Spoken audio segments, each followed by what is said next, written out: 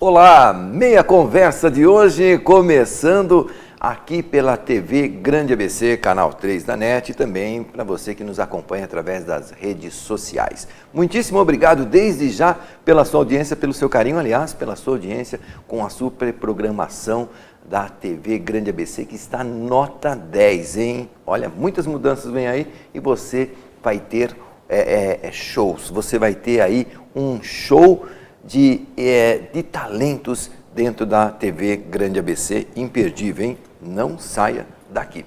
O Meia Conversa de hoje está recebendo aqui, com grande prazer, Ilmar Muniz. Ele é professor e advogado e nós vamos falar sobre esse mundo da internet, que na verdade é tão amplo e é um negócio tão necessário que já faz parte da vida do brasileiro. Nós vamos falar aqui com o Dr. Ilmar Muniz, que já está nos estúdios, para conversar e bater aquele papo muito gostoso nessa meia hora.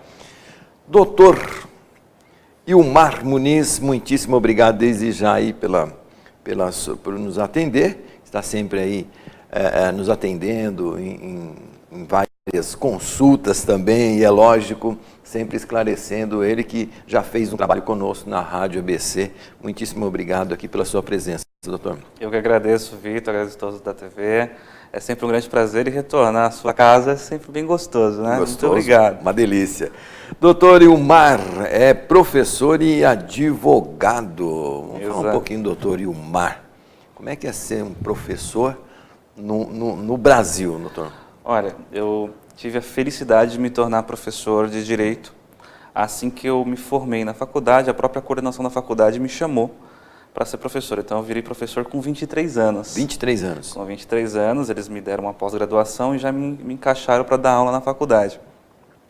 Então, assim, quando eu voltei no curso de Direito, eu voltei como professor, eu era mais novo que os meus alunos. Então, para ganhar o respeito foi bem difícil. Difícil, né? Mas aí, claro que sempre mostrando muito conteúdo, mostrando sempre, assim, muito respeito pela coisa, e muito prazer em dar aula, acabei ganhando a confiança. E aí deslanchou, foi a profissão que eu acho que eu mais gostei de ter na minha vida, viu, Vitor? Ser professor. Tá aí, ó. Professor. Ilmar, vamos falar então, doutor, já que estamos falando de professor e aula, nós tivemos aí recentemente um caso lamentável, e eu quero comentar isso com o senhor a respeito do que aconteceu na escola em Suzano, né? Muito triste, lamentável, 10 mortos, mais duas pessoas feridas, e a gente sente muito isso, especialmente nós que temos filhos nas escolas, né? Como é que o senhor viu essa tragédia, doutor? Vitor, eu fiquei realmente estarrecido quando eu vi. Foi uma coisa que me assustou demais, porque nós estamos num momento de doença social e nós não estamos percebendo. Perceba que a internet, e é o tema hoje do seu programa, usou aquela tragédia para levantar uma discussão inútil, de ódio de novo. É a arma o problema, é a questão do adolescente que deveria ter professor armado na sala, e nós não estamos discutindo de fato o que o adolescente, o que as famílias estão passando. E quando eu vi aquilo, percebi que o brasileiro precisa novamente vir a si e verificar onde nós estamos querendo ir. Onde o brasileiro está querendo ir, porque nós estamos num caminho que talvez seja sem volta. Para uma tragédia dessa, logo em seguida teve outra, logo em seguida teve um outro professor que entrou na sala da diretora armado, com uma arma branca. Então, o que de fato está pesando para a gente? O que de fato está acontecendo? Doutor, nós temos uma pesquisa aqui feita pela Faculdade Latino-Americana. Essa pesquisa foi feita em 2017, mostrava que a violência dentro das escolas aumentou em 42%. 70% dos alunos entrevistados, desses 70, 65 já sofreram algum tipo de violência. Essa pesquisa foi feita dentro das escolas do governo, né? Dentro das escolas, é lógico, estaduais e municipais. 15% da violência partiram dos professores. 28% da ciberbullying, como indicação na internet através das redes sociais, de ofensas e tudo mais. Então a gente nota aqui, doutor, que parece que a internet está influenciando nesse contexto de violência nas escolas. Sem dúvida, potencializou. A pessoa passou a ter acesso a certas situações que ela não tinha antes, até mesmo de como comprar uma arma, como manusear uma arma. Tem vídeos na internet falando como fazer isso. E não só isso, a questão hoje das redes sociais, Vitor, é de fato uma vitrine para quem quer fazer o bullying, para umas brincadeiras que não tem graça, que podem machucar. Isso potencializou. Veja, logo em seguida, aquele caso de Suzano, postaram um vídeo na internet de um garoto de 13, 14 anos sendo assim escorraçado pelos amigos dentro da sala de aula. E aquilo viralizou, tinha mais de 1 milhão de visualizações. Então aquilo que era um potencial na nossa época, de uma sala de aula, aquela agressão que nós recebíamos, uma brincadeira, você é baixinho, você é gordo, você tem espinha, potencializou, porque isso passou a ter outras pessoas visualizando e mais pessoas agredindo aquela vítima. Então a internet, de fato, potencializou isso. Eu até comentava com uns amigos semana passada, eu falava assim, pô, quando nós éramos mais jovens, e a gente tinha aquela brincadeira, né? Eu sempre usei óculos e eu era gordinho, então o pessoal falava assim, baleia fora d'água, é 4 olhos, não sei o que. A gente tinha aquela brincadeira. Isso era bullying na época. Mas me parece que agora, como é proibido o bullying, parece que se agravou mais. Parece que a pessoa mais faz, é como a violência contra a mulher, né? Até então nós não tínhamos a Lei Maria da Penha, mas me parece que depois que fez a Lei Maria da Penha, se intensificou mais a violência contra a mulher. Talvez eu acredito que tenha sido o fato de passarmos a perceber e ter a estatística sobre isso. Porque a maldade em si sempre houve. E uma coisa também que chama atenção, que é bem interessante, tem algumas teses até de alguns professores colegas que dão aula na USP, que é o crime sob manada. Então, quando as pessoas passam a ver outras fazendo aquilo, passam a repetir, mesmo que isso seja errado. O que deveria ser o contrário, a gente deveria fazer o certo, né, mesmo que ninguém o faça. Então, essa questão da internet, nesse caso, potencializou nisso. Quando começa a falar, já vem uma outra enxurrada embaixo. Seria uma propaganda, entre aspas. Uma propaganda, chama atenção, e a pessoa quer, e adolescente no caso, nós estamos trabalhando aqui, ele quer chamar atenção, ele quer ser diferente, ele quer fazer parte de algum grupo, então ele entra nessa manada de enxurrada de agressões. Dessa violência. Nós tivemos aí vários casos aqui no Brasil, por exemplo, lá em Realengo, no Rio de Janeiro, onde o atirador chegou a fazer 12 vítimas. Em Minas Gerais, também o vigia que atacou aí, ateou fogo nas crianças e depois em si mesmo, com 8 mortos. Em Suzano nós tivemos agora, em Goiânia, também um estudante de 14 anos que matou 2 colegas. No Paraná, também teve lá 2 adolescentes que entraram atirando e em 2011 aqui em São Caetano nós tivemos aí um aluno que entrou na escola municipal Alcinas Danta Feijão e acabou atirando na professora, que graças a Deus ela não se feriu tão gravemente, está bem, e depois o jovem acabou se matando. Então tudo isso, na sua opinião, é um fruto de uma internet, é isso? Não diria que seria um fruto de redes sociais. Não tem aquele desafio de... Não sei, eu acho que nós estamos numa doença social, nós não estamos percebendo as famílias hoje. Eu digo isso também estando parte da sociedade. Nós trocamos hoje a presença com os filhos por um tablet. Nós trocamos a presença do filho. Meu filho pequeno, 5, 6 anos, ele chora muito, enche muito meu saco, quer brincar, o que eu faço? Eu vou dar o celular para ele poder Fica assistir. Quietinho no canto. Ele fica quietinho no canto assistindo. Nós estamos fazendo muito isso. Até para o nosso cotidiano ser um cotidiano tão atarefado, tão perturbado, a gente fica assim, afastando. E aí nós delegamos a responsabilidade, às vezes, de educar para a internet. Certas situações que nós deveríamos conversar com os nossos filhos, perceber o que está acontecendo, Vitor, nós estamos deixando que esses youtubers façam. Então talvez esteja aí uma explicação desse potencial da internet nisso. Até porque a internet, isso, eu sinto como que seja um desafio. Tipo, eu postei lá que eu comprei um tênis maravilhoso e não sei o quê. Talvez seja esse o desafio. Falar, mas eu não consigo ter. E talvez comece aí um bullying, alguma coisa nesse sentido. Agora, existe algum mecanismo que possa proibir, ou pelo menos reter um pouquinho mais a visualização dessas crianças dentro? Em 2014, nós tivemos o Marco Civil da Internet, que é a Lei 12.965, que restringiu, deu os direitos, as diretrizes da internet, porque a internet era um mar aberto sem muitas formas de proibir, de coibir, ou então de cuidar daquilo. Então o Marco Civil veio, que é uma lei federal, que veio tentando regulamentar a internet. Só que a internet, Vitor, de fato, ela é muito complexa para você ter mecanismos de restrição. Porque, por exemplo, se o adolescente tiver um pouco mais de conteúdo sobre tecnologia, ele sai do mecanismo comum, vai para a Deep Web, para a Dark Web, ele vai para outros meios de comunicação dentro da internet que facilitam a ele acesso a drogas, acesso a armas, a grupos de terrorismo, a grupos de ódio, que a internet, talvez o Facebook, por exemplo, que é uma das redes sociais, consiga coibir, mas já na Dark Web não consegue. Então a internet é muito difícil, mas também, até alertando a todos, não é impossível. A polícia consegue sim chegar, a polícia consegue sim identificar, desde que faça um trabalho, queira fazer o trabalho que ela consegue. Nós tivemos aí esse caso de Suzano, que horas antes o menino estava se apresentando nas redes sociais com arma, tal, fazia até um gesto e não sei o que, mostrando a capacidade, o poderio que ele ia exercer dentro de algumas horas. Agora, o Facebook, ele não tem como, a hora que isso foi para o ar, o Facebook interceptar e dizer, olha, isso aqui está remetendo incitando a alguma violência, alguma coisa. Ele tem o poder de retirar. O Facebook consegue sim tirar, tanto é que, dependendo do conteúdo que você lança no Facebook, imediatamente ele coloca lá como conteúdo suspeito e tira do ar, ele faz o bloqueio daquela publicação. Mas eu acredito que a velocidade disso é muito pequena, porque se não tiver denúncia dos outros usuários, até o Facebook perceber que aquele conteúdo, de fato, é um conteúdo... Já viralizou. Já viralizou, já aconteceu tudo que tinha que acontecer. Veja o caso daquele atirador da Nova Zelândia, que entrou ao vivo, fez toda a gravação, o Facebook tentou proibir a questão da publicação daquele vídeo, mas se você olha no YouTube, tem pequenos links separados e disfarçados, que já está com 1 milhão de visualizações. Então viralizou, por isso que é muito difícil você proibir, Vitor.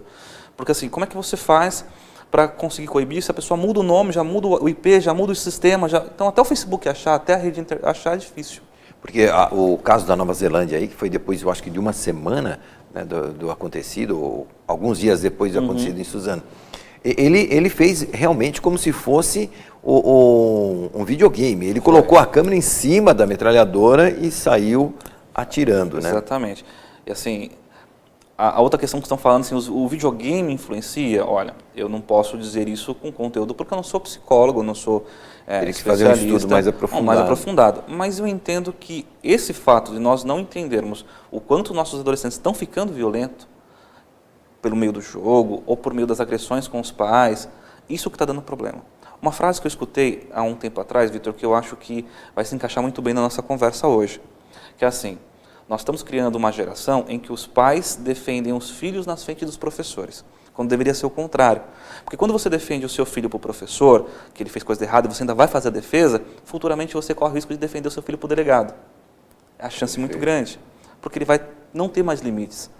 Então, nós temos que parar, ensinar o respeito, ensinar a obrigação, ensinar a moral, não deixar que um YouTube faça isso.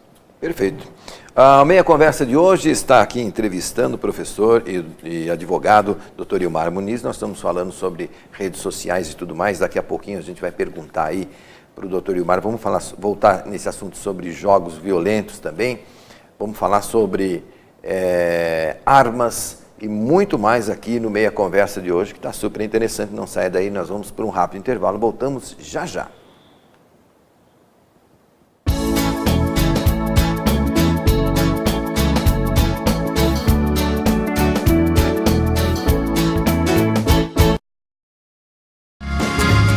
Viaje mais! Prepare-se para conhecer os mais belos lugares do planeta, de segunda a domingo em 2 horários, às 13h30 e à meia-noite, na rede NGT Canal 48 Digital e na TV Grande ABC Canal 3 NET.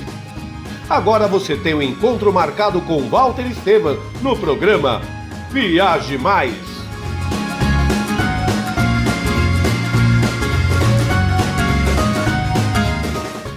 Juliana Flores, você está a um clique de deixar alguém ainda mais feliz. Entrega de presentes, flores e momentos únicos em até 3 horas em todo o Brasil. Juliana Flores. Sob nova direção e mantendo a comida caseira, sejam bem-vindos ao Restaurante da Praça. ideal para as refeições rápidas, mantendo o tempero caseiro, com pratos variados e buffet de saladas. Segunda é dia de tutu e feijão, terça rabada com polenta, quarta tem feijoada, quinta variedades em massa, sexta peixe, em breve churrascos e lanches. E se preferir levar o Marmitex, elas montam para você na hora. Rua Rio Grande do Sul, 283, centro de São Caetano do Sul. Venha conferir. Pior que não ler jornal é ler apenas um jornal. Leia, assine e anuncie no Jornal ABC Repórter. 4224-4789. Se você é notícia, foi ou vai ser, ligue para a nossa redação ou mande um e-mail para redação@jornalabcreporter.com.br. ABC Repórter, o diário. www.jornalabcreporter.com.br.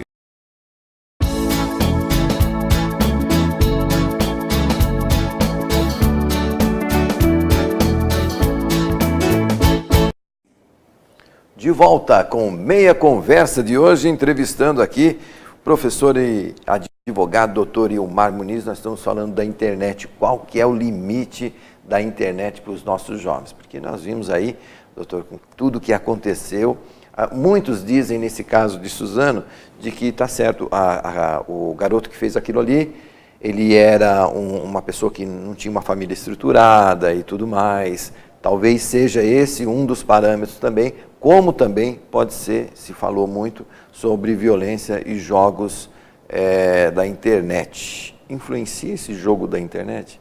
Porque como nós voltamos aqui antes do nosso intervalo, eu dizia, lá na Nova Zelândia o cara colocou uma câmera na metralhadora e parecia realmente uns jogos de internet, né? Olha, Vitor, de videogame.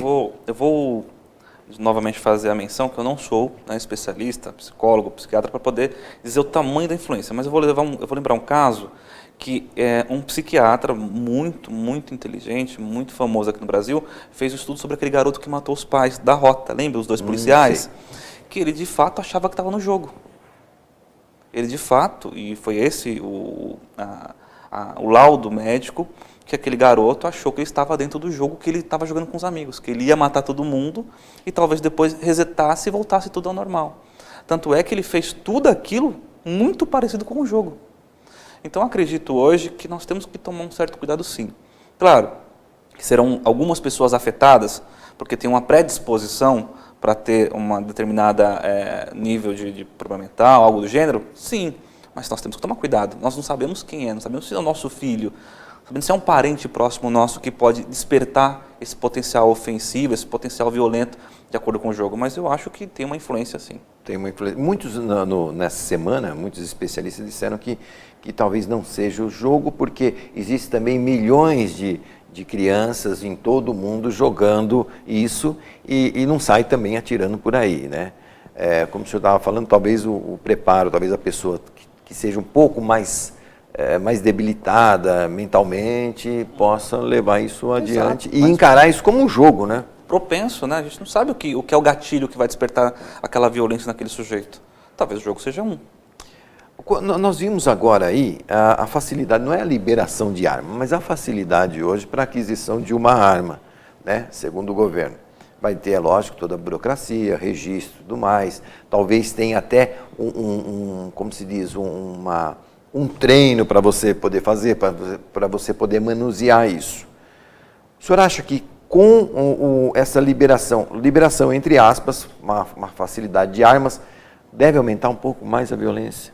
Vitor, especialmente para essas pessoas esses jovens que visualizam o videogame como, de repente, a realidade. Eu respeito muito a opinião, principalmente de quem é armamentista, de quem tem o direito de querer ter uma arma em casa e todos os respeitos sobre isso, mas eu vou te dizer uma coisa, Vitor, eu sou contrário à liberação da arma pelo seguinte motivo, a potencialidade ofensiva dela. Nós estamos falando, as pessoas falam, mas ele poderia usar uma faca, mas ele poderia ter usado, sei lá, um explosivo, algo do gênero. Mas a potencialidade de uma arma acontece o que aconteceu em Suzano, não dá tempo de correr, foram 9 pessoas, 10 pessoas que foram ali ceifadas suas vidas. Um professor, na mesma semana, entrou na escola com uma faca e não conseguiu atingir as pessoas. O máximo que ele conseguiria fazer é atingir uma, duas. Claro, Tudo isso é um problema, nós temos que cuidar mentalmente das pessoas? Sim, mas a arma potencializa muito. E eu não vejo que as pessoas estão preparadas para isso. Vejo o caso aqui, por exemplo, de São Caetano. A menina que se matou agora. Se matou. Estão suspeitando do pai e tal, mas as pessoas não estão preparadas para ter uma arma em casa. Às vezes, do descuido, eu digo por mim, eu não estou preparado para ter uma arma em casa. Porque se eu tivesse uma arma em casa, eu às vezes, por desleixo pessoal, ia deixá-la em algum lugar. Eu tenho um filho de 4 anos. Em cima de uma mesa. Uma criança por curiosa. Exatamente. Ou até mesmo esconder, mas você tem filho, você sabe como criança é. Fuça em tudo. Criança acha coisa que você acha que você não queria que achasse. É verdade. Você não acha, mas ele acha. Então é isso que é um complicado. Eu acho que potencializa. Sou o contrário. Eu acho que nós temos que investir na segurança pública. A segurança pública está falha, nós temos que melhorar o salário do policial, nós temos que melhorar a qualidade do treinamento do policial, o efetivo policial, endurecer as leis no Brasil. A lei é muito branda em alguns sentidos. Melhorar a educação, porque nós temos que vir na base, porque nós estamos enxugando gelo. Vou comprar uma arma porque vou me defender. Policial, nós tivemos um policial aqui agora, recentemente, o Wesley, que faleceu, um policial treinado, um jovem atlético que estava preparado para andar com uma arma, morreu. Então imagina nós que não sabemos nem mexer, estamos ali à mercê de ser abordado por um bandido a qualquer momento e não vamos ter o preparo de um policial, estamos à mercê de morrer. Talvez não tenhamos a mesma frieza que o cara vai ter. Então assim, eu não vejo, é uma falsa sensação de segurança, eu acredito que seja isso, que as pessoas querem ter. Justificado, nós estamos vivendo num momento muito grave de falta de segurança no país, mas liberar a arma, eu acho que foi só síndrome de campanha, não passou disso. Muito bem. O doutor Ilmar, vamos fugir um pouquinho só da internet, mas vamos falar sobre esses crimes, porque de repente a gente vê algum exemplo lá que o fulano cometeu um crime e ficou impune. Pegou lá 3 anos, 1 ano de cadeia, não sei o quê, né? O que o senhor acha de pegar todos os crimes, especialmente da Lava Jato, e deixar para a justiça eleitoral? Porque está se falando muito, isso ficou muito polêmico e tudo mais. Sem dúvida, né? Teve um rebuliço dizendo que agora a impunidade está feita. Olha, quando você fala que um juiz eleitoral não será capaz de julgar o caso, você está dando a incompetência a ele pessoal, porque ele também é competente para fazer o julgamento de crimes. Mas não tem a estrutura que uma justiça comum tem? A estrutura em si, a justiça é a mesma. O juiz eleitoral, só de fato, é como se fosse um braço da coisa, mas é a mesma estrutura, é o judiciário brasileiro. Eu entendo que há ali, na verdade o que tem, Vitor, é um pouco de ego pessoal das pessoas que estão envolvidas. Não é o problema do juízo, porque se fosse casos comuns que não tivesse dado essa repercussão, eu tenho certeza que muitos procuradores e muitos juízes iam falar, não, por favor, fique com o caso, né? Porque não é repercutido. Não é repercutido. Iria delegar.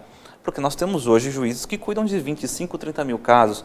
Se ele falar a todos, não, eu quero para mim esses, ele ia falar, não, vou repassar. Mas não vai dar esse fato de ter impunidade, Vitor. Eu não posso pensar assim. Eu acho que o Brasil tem avançado muito na questão da punição. Nós temos, infelizmente, 2 ex-presidentes presos. Né? Agora o Temer está preso, o Lula está preso. Em muitos casos hoje no Brasil que está aí levado de forma muito mais séria e muito mais transparente que nós não tínhamos visto antes. Muito bem. Estamos aí conversando com o doutor Ilmar, ele que é professor e advogado, doutor Ilmar Muniz.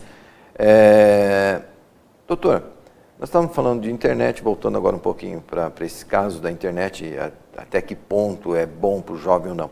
Existe uma lei, para esses crimes cibernéticos, mas uma lei mais rígida, porque até pouco tempo atrás nós não tínhamos isso, né? O Marco Civil da Internet é de 2014, né? Foi sancionado pela presidente Dilma. Vitor, o Código Penal ele vai de fato cuidar dos casos previstos também na internet. A internet é só um mecanismo pelo qual as pessoas usam para cometer crime. Vou te dar um exemplo. O crime de estelionato.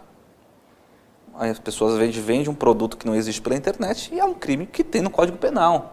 No artigo 171, há uma previsão legal já no Código Penal, não precisa de uma outra lei para poder cuidar disso. Não precisa porque a gente vê que a internet parece tão perigosa, muito boa, é lógico, né, no nosso dia a dia, mas a gente está notando que a internet parece que está se tornando um perigo, então não teria que se fazer uma lei mais específica para... Dificilmente, alguns casos são mais específicos, né? Alguns casos, crime cibernético, questão de dados, mas também já tem uma previsão legal nisso, no Código Penal. O que eu percebo é assim, Vitor, nós temos que tentar voltar na questão da educação mesmo.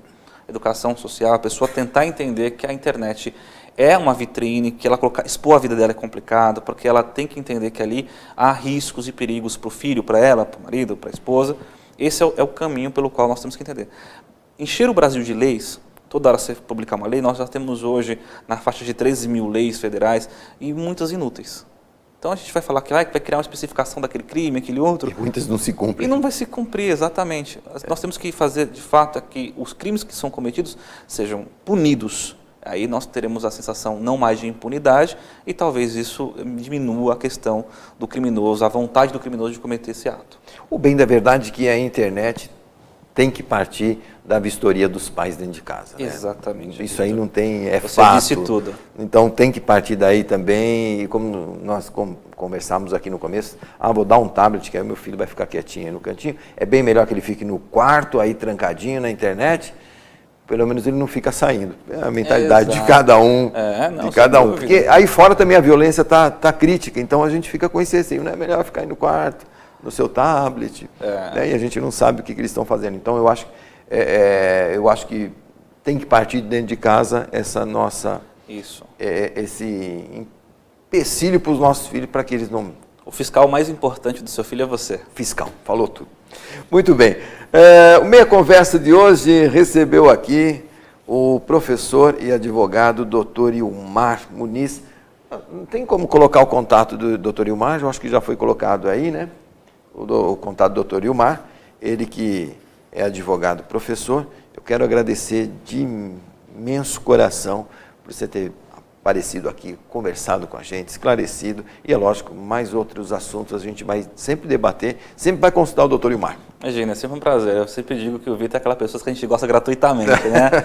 Foi uma situação de carinho muito grande quando eu lhe conheci na Rádio ABC, numa estação na prisão do Lula. Na prisão do Lula, exatamente. Naquela época, dali pra cá, um carinho que eu tenho por você. E não é muito coincidência, grande. não é prisão do Temer, eu chamei ele. Não é. Só o assunto aqui é internet, foi né? Internet. Foi internet, não foi isso aí. Mas é isso aí, a gente conversa num Sim, outro assunto. Eu só quis entrar um pouquinho para saber a opinião do doutor Ilmar sobre a justiça eleitoral e comum, mas está aí, a gente já esclareceu mais ou menos, porque a gente fica leigo, fica do lado de fora, como é o STF que julga, aí a gente fica assim, pô, vai soltar os caras, não vai, não sei o quê, então... Não, acho que não. Tá aí, tranquilo. Uma confiança. Doutor Ilmar, muitíssimo obrigado, um ótimo dia. Muito obrigado. Tá certo? Meia Conversa de hoje fica por aqui, a gente se vê no próximo programa, continue na nossa programação aqui, que está imperdível. E acompanhe também nós nas redes sociais, Instagram, Facebook e também pelo nosso site. Um forte abraço e a gente se vê no próximo programa. Tchau!